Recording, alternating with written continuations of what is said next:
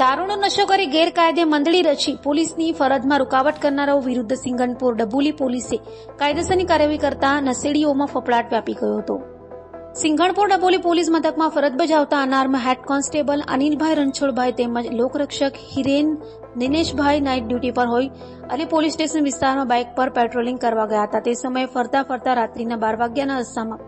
Variyav bridge ખાતે આવતા ત્યાં આગળ 5 ઈસમો વરિયાવ બ્રિજની નીચે તોડું વાળી બેઠા હતા અને જોરથી બૂમો પાડતા હોય, જેથી તેઓએ બાઇક ઊભી રાખીને કહ્યું હતું કે કેમ બૂમ પાડો છો તેમ કહેતા તમામ બેસેલા ઈસમો ઉશ્કેરાયા હતા અને નાઇટ ફરજના પોલીસ કર્મીઓ સાથે ગમે તેમ બોલવા લાગી ગાળો આપી હતી. તો આરોપીઓના મોઢામાંથી નશો કરેલી તીવ્ર વાસ આવતી હોય અને બેઠકવાળી જગ્યાએ સોડાની બોટલો તથા બિયર ટીનની ખાલી બોટલો પણ પડી હોય, જેથી તમામને જે તે સ્થિતિમાં રહેવા જણાવતા તમામે ઉશ્કેરાઈ જઈ પોલીસ કર્મચારીઓ સાથે ઝપાઝપી કરી હતી, જેથી પીસીઆર તેમજ અન્ય નાઇટ કર્મચારીઓ મદદે આવી જતા આરોપીઓ કિશોર ઉર્ફે માધવજી મોરડિયા, અમિત કરસન બાબરિયા, જયેશ ઉર્ફે જયુ અમૃત વાડેરા, દીપક પીઠાવાણિયા અને દિવ્યેશ ચંદુ વાસાણીને